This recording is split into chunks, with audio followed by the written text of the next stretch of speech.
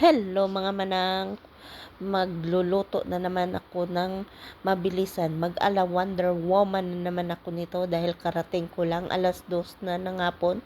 So wala pang kain ang aking amo, kaya mabilis ang lutuan ito. So nagdali-dali ako, binabad ko kaagad ang manok at naghiwa ako agad ng sibuyas, bawang at kamatis at magluluto ako ng saluna. So, yun lang ang request ng aking amo. Yun ang lulutuin ko. So, nagmamadali ako at gutom na rin ako at hindi pa rin naman ako kumain. Hindi pa ako nananghalian dahil kauwi ko nga lang dahil doon sa kabila ay walang niluto dahil hindi kumakain ang aking amo doon.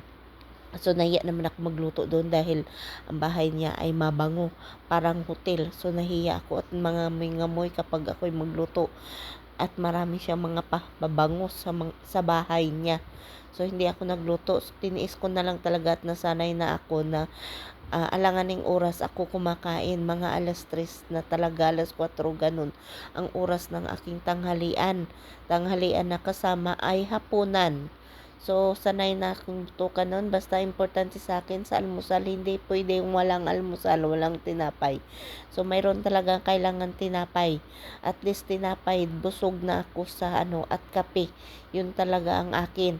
So, wag lang akong gutumin sa umaga dahil sa umaga marami tayong ginagawa, mga manang. So, kailangan natin kumain. So, yan na nga, ginisa ko na ang bawang sibuyas at ang manok natin at nilagay ko na yan rin yung tomato na binlender ko. So, nilagyan ko na ng baharad. Nilagay ko na ang baharad, nilagay ko na ang paminta, no? So, mabilisan lang talaga din ito. Mabilis lang naman ito at ang ilalagay ko ay ukra lang naman. So, na rin ako dyan, dali-dali na rin ako magsaing. Magsaing na rin ako para makakain ako. Ako na may ulam. Mayroon pa akong niluto na sinigang na hipon. So, may tira pa ako na sa rep. Iinitin ko na lang yun. At hindi ako kumakain nito dahil ayaw ko ng maraming sangkap na mga baharad nila. Hindi gusto ng tiyan ko. Ang aking tiyan ay humihilad. Mihilab. So, yan na nga, no? Nilagay ko na ang okra at pakuluin lang natin to ng 30 minutes. Okay na, luto na to. So, tikman ko muna kung tama na ang alat. So, nakulangan ako sa asin kaya dinagdagan ko ng asin para masarap na siya pero kulang ng kunting asin. So, yan na nga, balikan natin to ng mga 30 minutes, no? So, dinagdagan ko pa yan ng tomato paste dahil nakulangan din ako sa tomato paste. At ito na nga, luto na, wala ng tinanggal na natin ang tubig ng ating kanin at paininin natin to.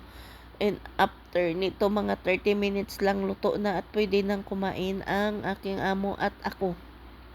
Sasabay na rin ako ng kain kasi gutom na rin talaga din ako kasi na to, 3:00 na. 3:00 na ng hapon. So, oras na ng kainan. Humihilab na din ang aking tiyan, no?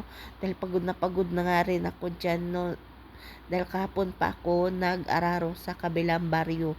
So, hanggang kaninang umaga, nag-aararo ako. Ayan na nga, at mga 30 minutes, makalipas ang 30 minutes at luto na. Ayan na po ang aking niluto at ibibigay ko na at nagugutom na raw ang aking amo, no? So, yan na. At hanggang dito na lang. Kakain na rin ako. Thank you so much. God bless. Mwah, mwah.